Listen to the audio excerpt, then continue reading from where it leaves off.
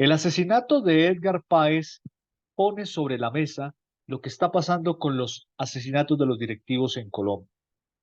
Esto pensábamos que esto se había terminado, de que esto no iba a volver a pasar, pero la historia se repite y seguimos viendo más de lo mismo de estos asesinatos. ¿Cuál es esa realidad que estaba teniendo Edgar Páez con los vínculos non santos con las mafias o con la delincuencia o con algo más que es las apuestas del fútbol? Yo soy Raúl Sánchez Parada y este es el capítulo número 3 de Historias Olvidadas. Y hoy lo llamaremos Dirigentes asesinados en el fútbol colombiano.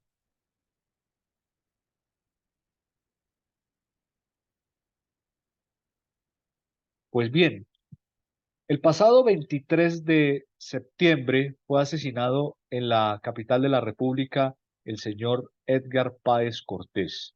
Muchos me dirán, ¿quién es Edgar Páez? Pues Edgar Páez era el presidente de Tigres de la ciudad de Bogotá, un equipo creado durante un buen tiempo y estuvo, recordemos, en el 2017 en la primera categoría y ese mismo año descendió nuevamente a la segunda división. Su presidente era Edgar Páez Cortés, muy conocido, pues, dueño del Expreso Rojo en alguna época, que después se llamó nuevamente el Tigres de Soacha, o sea, has estado por regiones de Cundinamarca. Este dirigente estuvo involucrado en negocios con Santa Fe en el 2004 a 2007. En ese entonces su aliado era Eduardo Méndez, presidente de Santa Fe, recordado por haber obstruido la justicia de los Estados Unidos. ¿Sí? Recordémoslo ahí en un podcast pasado que les conté sobre esta entrega que se hizo el señor Méndez ante la justicia que por haberle avisado a un narcotraficante de que lo iban a detener. Pero eso lo encontrarán en los podcasts de Historias Olvidadas que hice para usted. Pero más allá del asunto, el asesinato de Edgar Páez representa una larga lista de directivos que han sido asesinados en los años 80, 90 y 2000, donde hay varios patrones comunes. Hay temas, por ejemplo, relacionados con el narcotráfico, otros con ajustes de cuentas, el tema de las apuestas deportivas que ha sido un tema bastante complicado a lo largo de estos tiempos. Si vamos a analizar el tema del asesinato de Páez, hay que mirarlo desde los orígenes. Edgar Páez, presidente de Tigres, era un abogado y era un exagente del CTI de la Fiscalía y del DAS. Recordemos que este personaje fue detenido por enriquecimiento ilícito y también estuvo pagando una condena de 90 o días de prisión por lesiones culposas. Bien, ese dicen que era la investigación que se anda hablando por ahí. El asesinato del dirigente deportivo, muchos dicen que es un tema de inseguridad en la ciudad de Bogotá, que fue asesinado en la zona de la Avenida Las Américas con carrera 50 para los desentendidos a nivel internacional, pues esta zona queda ubicada en la zona de Puente Aranda, esto es en Bogotá, cerca del Estadio Metropolitano de Techo, donde queda el, el centro comercial Carrera Automotriz. Pues bien, esas investigaciones, porque durante la semana anterior le pregunté a varios periodistas como Jairo Pulgarín que si el caso del asesinato de Edgar Páez tenía mucho que ver con el tema de inseguridad, pues la respuesta no me la quisieron dar.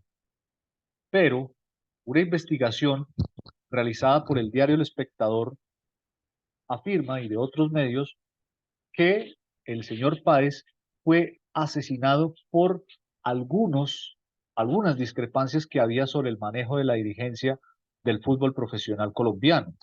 Imagínense ustedes esa ola de asesinatos que tenía eh, este dirigente. Pero bueno, vamos a contar un poco qué pasó detrás de ese asesinato. Un informe revelado por el diario El Espectador revela las relaciones que existían entre Julio Lozano, Luis Agustín Caicedo Velandia y Daniel el Loco Barrera.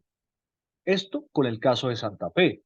Estos tres personajes fueron extraditados en el 2012 y 2013 y después de un tiempo regresaron a Colombia.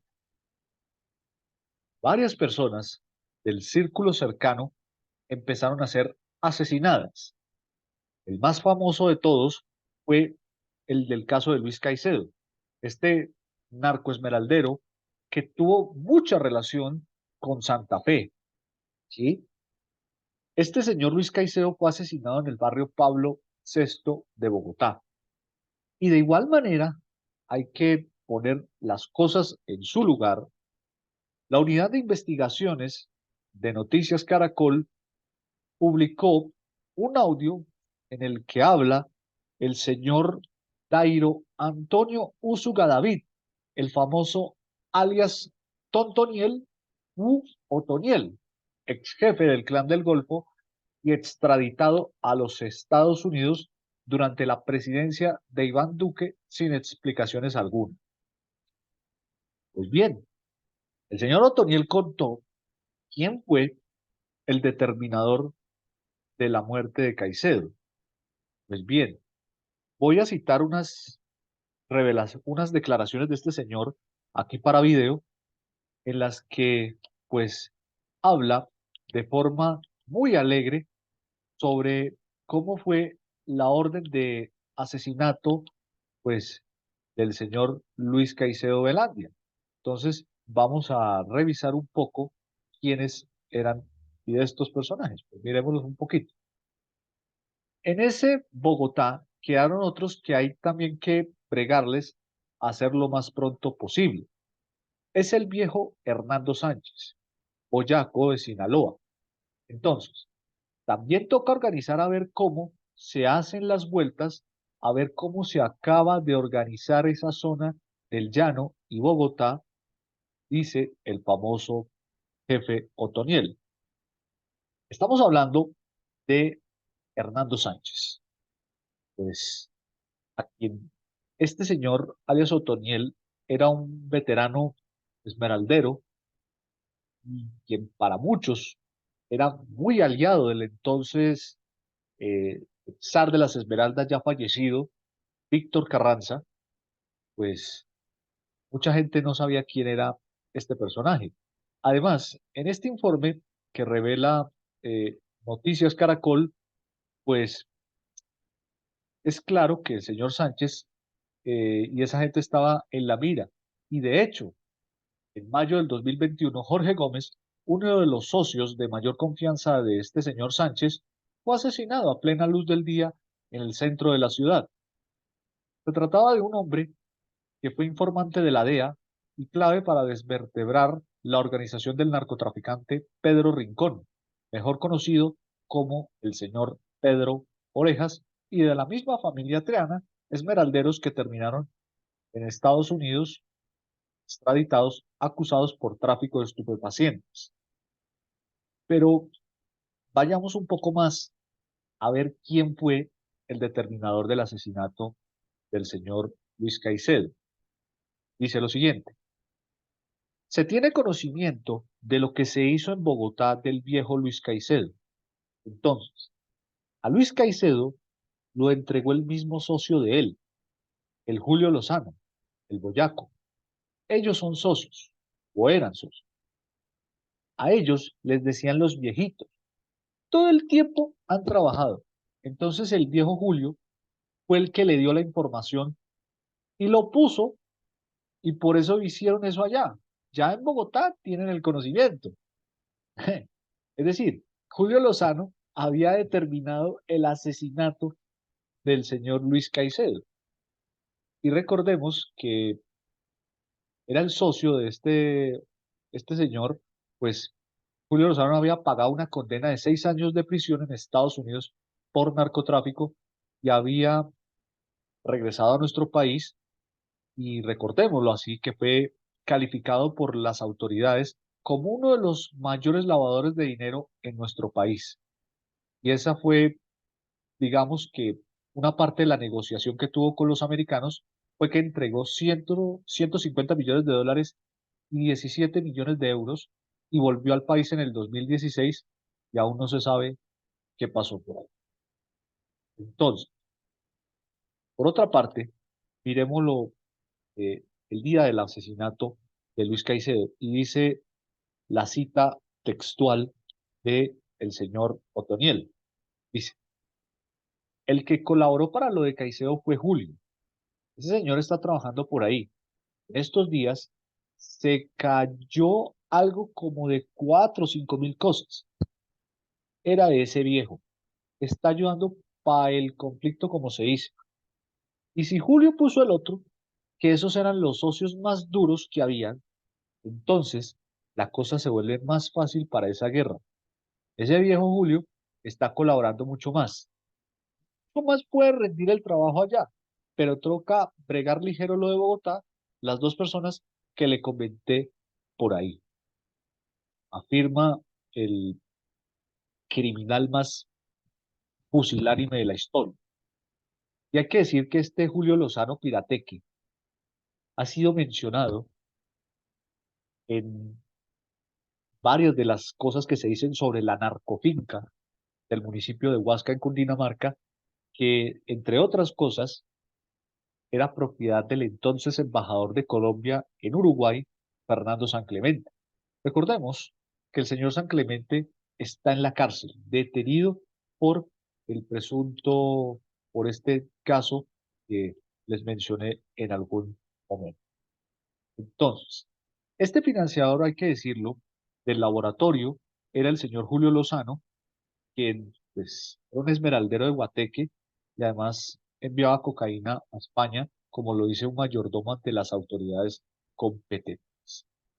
Pues, mientras tanto, en una de esas cosas que también se dice sobre el caso que rodea el asesinato del señor Páez, pues otro de los recientes asesinatos que tuvo un gran revuelo fue el de Claudio Silva, alias el patrón, un hombre que también fue muy allegado a la Junta Directiva de Santa Fe durante la primera administración del señor Luis Eduardo Méndez. El hombre era señalado de ser cercano, como les dije, a los esmeralderos Víctor Carranza y Hernando Sánchez, que recordemos, el señor Hernando Sánchez fue asesinado en noviembre del 2022 en el barrio Masurén por hombres que estaban armados. Silva Otárola, quien también fue agente del DAS, y esto es lo más cruel y maldito, en los últimos años mantuvo un bajo perfil, pero conservaba un profundo respeto en el bajo mundo. Su homicidio y el fallido intento de matarlo, en julio de ese año, sorprendieron a las autoridades y a las mafias porque solo alguien muy pesado en el crimen organizado se atreviera a matar. Esas fuentes muy cercanas a ese proceso pues, no han dado la suficiente veracidad sobre este tema. Por otra parte, 3 meses después, en febrero de este año, otro miembro de la junta directiva fue asesinado cuando se dirigía a la oficina del presidente de Santa Fe, Luis Eduardo Méndez. El también exagente del CTI, Juan Francisco Caicedo, el hermano de don Lucho.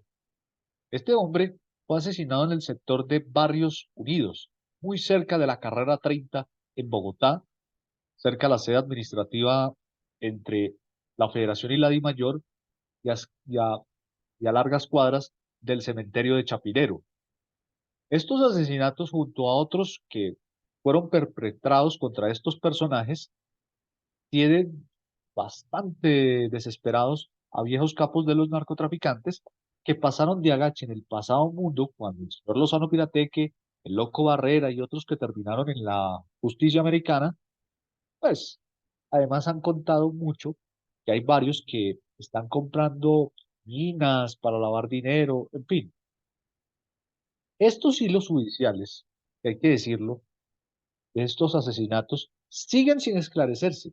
Ni la administración Duque, ni la actual administración Petro han podido frenar esa ola de crímenes en la ciudad de Bogotá. Yo creería que es hora de que el presidente de la República le ponga el freno y se erradique de una vez una política o se haga una política de, de la guerra contra las esmeraldas. Eso no puede seguir siendo un tema de que estos son casos aislados, porque estos casos representan casos de violencia en las ciudades. Ahora, ¿qué va a pasar ahora? Pues habrá que esperar una reforma en el Congreso de la República para entender del por qué pues, se ha dicho, se ha comentado. Bueno, esa historia del caso de el asesinato del dirigente Luis Caicedo, o de Edgar Páez mejor, nunca fue registrada en varios medios como Tropicana, que no quiso investigar el asesinato del dirigente, y del Bar Caracol, que también como medio de comunicación, programa deportivo, debería investigar este tema. Ninguno lo hizo. Solamente dos se atrevieron a contar a esto. Caracol Televisión y Noticias Uno, pues revelaron lo que se escondía detrás del dirigente y del por qué lo mataron por estas circunstancias. Pero más allá del tema, el caso del asesinato de Edgar Páez, pues tiene mucho de largo como de ancho sobre los temas que se han tratado de la manera más cruel y de cómo estos dirigentes han sido asesinados por vendetas de todo tipo. Pero empecemos por ahí. Vamos a empezar un poco la historia sobre el caso del presidente del Medellín, José Pablo Correa Ramos. El caso de José Pablo Correa Ramos tiene muchas cosas.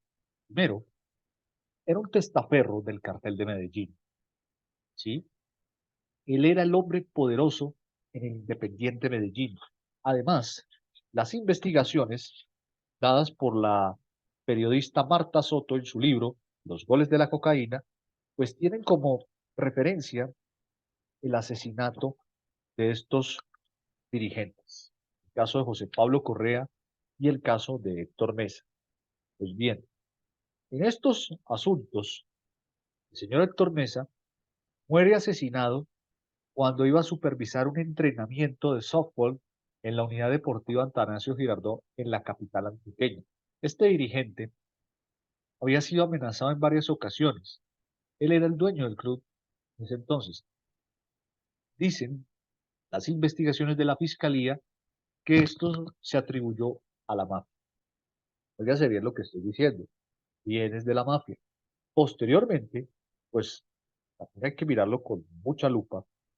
El asesinato de Héctor Mesa también fue asesinado también en ese año, donde, pues según se cuenta, cómo fue asesinado de la manera más despiadada, también por cuenta de la guerra entre carteles. No olvidemos este dato de Alejandro Pino. La cifra de dirigentes del Medellín asesinados en los años 80. Cuatro presidentes, no se les olvide, cuatro presidentes del Independiente Medellín fueron asesinados en los años 80. Por otro lado, hay que mirarlo más allá de las cosas, el caso del asesinato de otro dirigente deportivo. Estamos hablando del señor Octavio Piedrahíta Tavares. Cuenta un periodista que se llama Nicolás Amper que para una entrevista que le hicieron en un programa de podcast del canal Capital, habla de una famosa entrevista que le hizo un escritor uruguayo que se llama Walter Nelson sobre, eh, sobre fútbol. Entonces, un día, cuenta él, se encontró con Octavio Piedrahíta, le hizo una entrevista de una hora. Duraron hablando sobre fútbol, sobre el tema del Deportivo Pereira, sobre el tema del Nacional, y pues iba todo muy bien. Cuando el periodista termina su trabajo de entrevistar a este dirigente deportivo, dice el informe de la periodista Marta Soto en su libro los goles de la cocaína, eh, el 2 de julio de 1988, Octavio Piedrahíta fue asesinado en la ciudad de Medellín, al parecer por disputas de narcotraficantes del cartel de Medellín. Bien, se supo después que este comerciante de calzado iba a tener acciones en Nacional y en el Deportivo Pereira y ofreció comprar el estadio Hernán Ramírez Villegas de la capital risaraldense en montos que agentes antimafia de Estados Unidos ya le estaban respirándole en la espalda.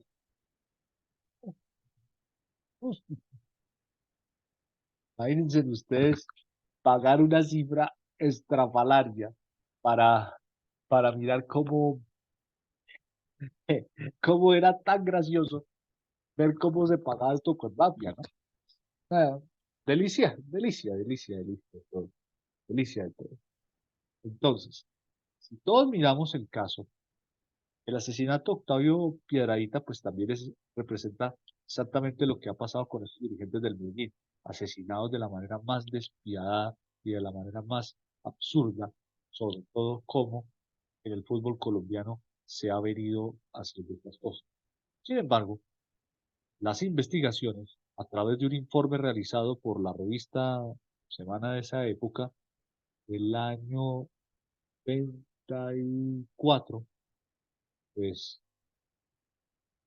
pues demuestra, por ejemplo, de cómo, eh, pues, digámoslo en términos muy, muy dolorosos, en el año 92, no olvidemos que Guillermo Gómez Melgarejo, un testaferro de los Rodríguez Gacha, fue asesinado en Bogotá. Este abogado era miembro de la junta directiva de Millonarios y en algún momento fue vicepresidente del equipo. Este señor, según lo cuentan las personas, estaba almorzando. El, el año 92 se dirigía a un almuerzo aquí en Bogotá en el restaurante La Fonda Antioqueña y este señor, pues, estaba almorzando tranquilo, normal, con varios de sus escoltas. eh, Fue ultimado en la salida del restaurante hasta que lo asesinaron de la manera más despiadada y cruel posible. Este presidente, el señor Guillermo Gómez Melgarejo, hizo parte de esa nómina de narcos de el señor Rodríguez Gache y era pues era muy conocido de todas las mafias más burdas del fútbol profesional de nuestro país. Entonces, para que entiendan un poco más, pues era las situaciones en las que vivía el deporte en nuestro país. Por otro caso, que vamos a ponerle un poco de contexto, el asesinato de Jorge Arturo Bustamante Mora. ¿Quién era él? Pues era expresidente del Envigado, fue del Cúcuta Deportivo, asesinado en la ciudad de Medellín bajo, bajo la orden de algunas personas que supuestamente podrían haber sido involucradas en todo este episodio. Pero para entender un poco las anécdotas de estos casos, pues hay que mirarlas con pinzas, con pinzas. El señor Zuluaga había sido asesinado o secuestrado mejor en un sitio de Medellín y lo desapareció.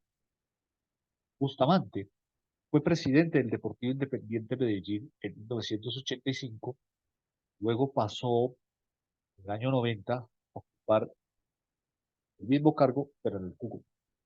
Después fue presidente del Envigado en algún momento de su vida.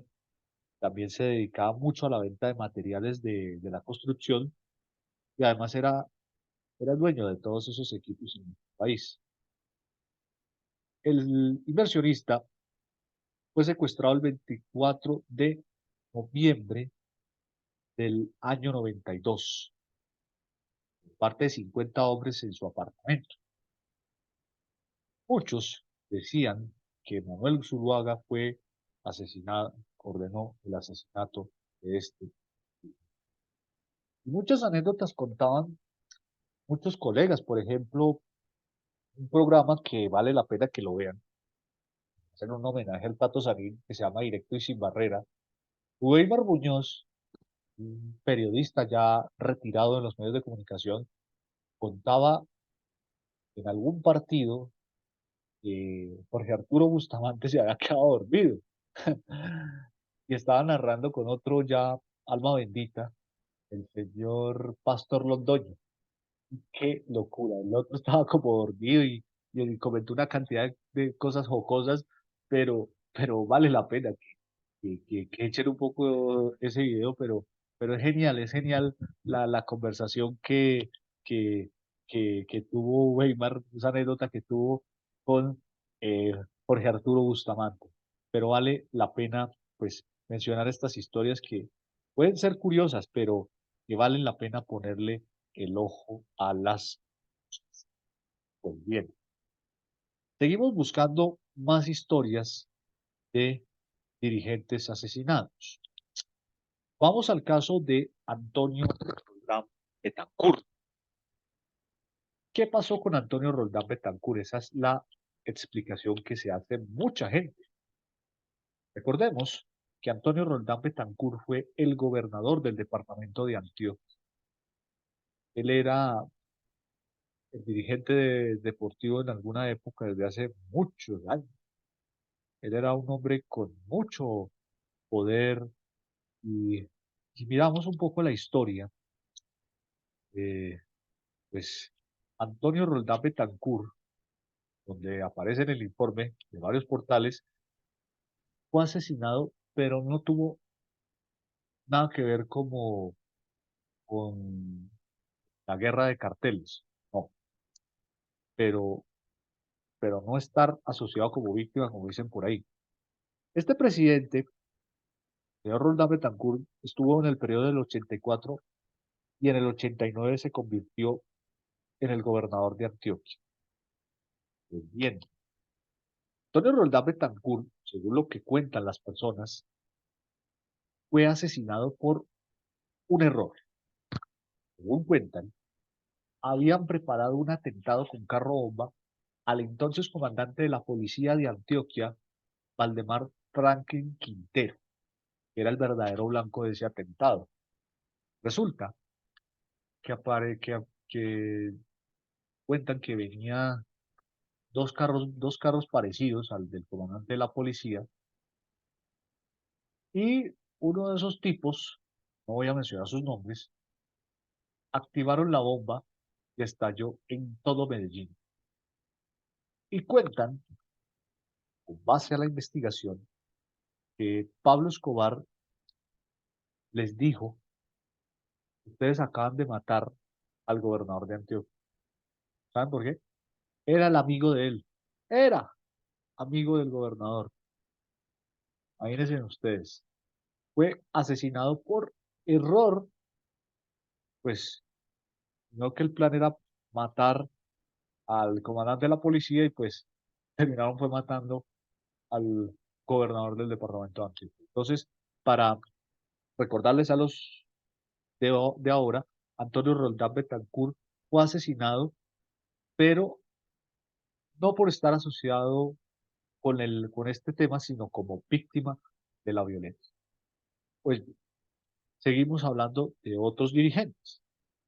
El caso de Ignacio Aguirre, alias el Coronel, fue uno de los primeros accionistas del cuadro Vinotinto y Oro y cuentan que en una cumbre de mafiosos, José Manuel Cruz Aguirre, primo, era el dueño del y era conocido porque compraba los pases de los jugadores de contado, ¿sí?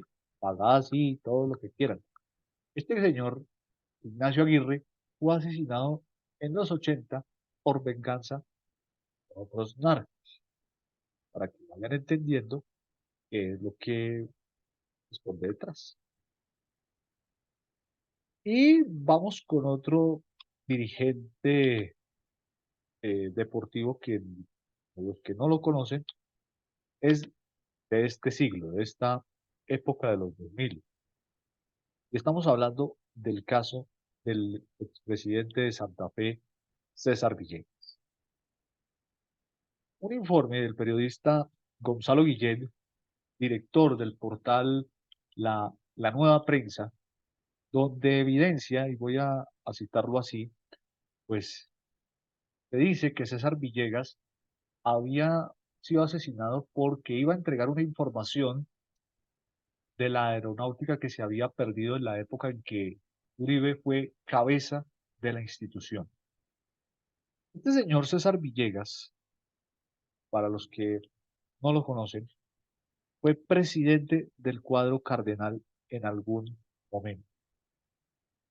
Y él estaba muy vinculado al cartel de Cali. Era el testaferro más burdo y de lo más espantoso de lo que pudo haberse dado cuenta. Hay que decir que César Villegas, él fue cabeza del Aerocivil, como les dije anteriormente, después de Álvaro Uribe, cuando se produjo todo el escándalo de las avionetas cargadas con coca autorizadas por esa institución, pues hay que decir que Villegas fue, nació acá en Bogotá, en el Hospital San Juan de Dios, en el barrio La Ortúa, además de que pues, era un hombre de un barrio de estrato social del medio hacia abajo, ¿no? Y pues también hay que mirarlo un poquito más a fondo. Él fue el presidente de Santa Fe en el año 85. Había comprado las acciones, según las autoridades, estaba muy relacionado con Miguel Rodríguez Orejuela en el cartel de Cali. Recordemos que el señor fue detenido por sus vínculos con el narcotráfico. Recordémoslo ahí en ese entonces, pues era muy cercano y además también hay que decir que fue gerente de la campaña, de la primera campaña de Ernesto Samper a la presidencia de la República en los años 90. ¿Sí? Para que vayan entendiendo un poco la relación que existía entre la familia Villegas y la clase política tradicional. Pues bien, César Villegas fue asesinado y además en el bajo mundo le decían el Bandi Villegas. ¿Eh? Ese era un bandidazo de todas las proporciones que uno se puede encontrar en la historia burda del narcotráfico y el fútbol colombiano. Eso era el típico empresario, deportivo, del político, de querer comprar un equipo de fútbol. Pero bueno, por otro lado, vemos la historia peor contada. Esto es la peor historia de un país que le falta eh, memoria por otro dirigente que fue asesinado. Y estamos hablando del señor Gustavo Adolfo Peggy López. Gustavo Peggy, a los que no lo conocían, era hombre empresario de Envigado. Y según las investigaciones de su asesinato, dice el señor Diego Fernando Murillo Bejarano, alias Don Berna, yo a él le decía el alcalde Manejo de Envigado. Estas palabras del excomandante paramilitar hacían referencia al caso de este señor.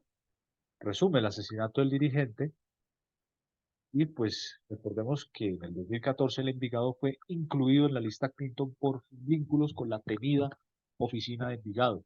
Recordemos que el señor Upegui hizo parte de ese cabecilla grupo criminal más beligerante y peligroso de la historia. Recordemos que a estos señalamientos Upegui nunca fue condenado. Estuvo preso entre 1998 y 2001, acusado por delitos de secuestro simple agravado, concierto para la conformación de grupos de justicia privada. También fue denunciado por un hombre que se llama Humberto González Rivera, quien dijo que el 26 de abril de 1996 Este señor fue secuestrado por hombres armados que se identificaron como miembros del F2 y en Sabaneta, en Antioquia. Y recordemos también que fue asesinado en el año 2006 en Medellín.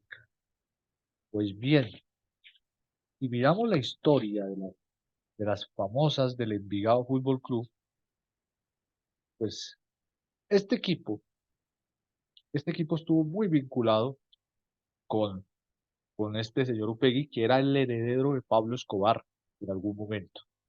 ¿Sí?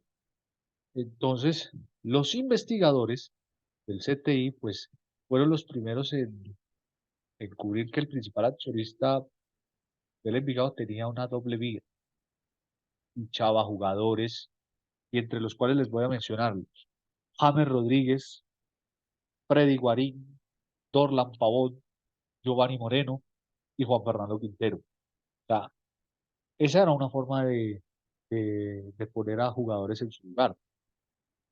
Pues también manejaba una banda de puros gatilleros en las que figuraban personajes como Maximiliano Bonilla alias Max o Valencia, Daniel Alberto Mejía Ángel alias Danielito, pues su verdugo, y Mauricio López alias El Gillo.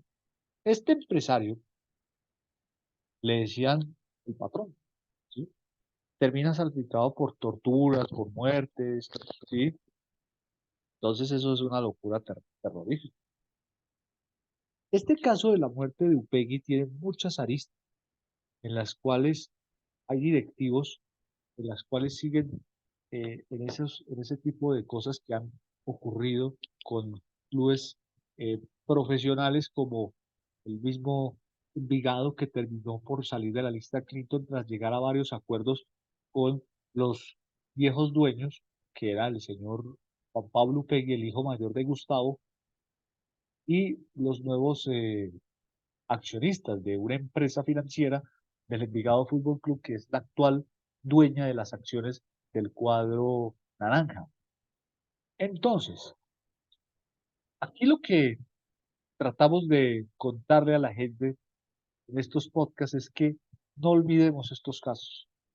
Recientemente en un podcast de Alejandro Pino hablaba sobre los asesinatos de los dirigentes, pero valió la pena desmenuzar quiénes eran, cuáles eran esos comportamientos que tenían estos directivos y del por qué seguimos viendo asesinatos de dirigentes como tantos que se han visto a lo largo de los últimos años en Colombia.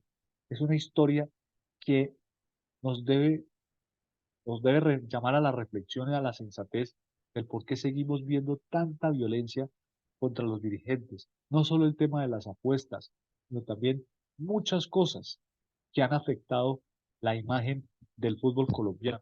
Que la prensa deportiva, porque hay que ser directa con ellos, no ha sido capaz de investigar. Hay personas que de manera valiente se han atrevido a investigar esos nexos, como Alejandro Pino y otros colegas que de manera valiente se han atrevido a denunciar la corrupción del fútbol colombiano para que el fútbol se limpie de una vez por todas. Soy Raúl Sánchez Parada y este fue el episodio número 3, Dirigentes asesinados en Historias Olvidadas.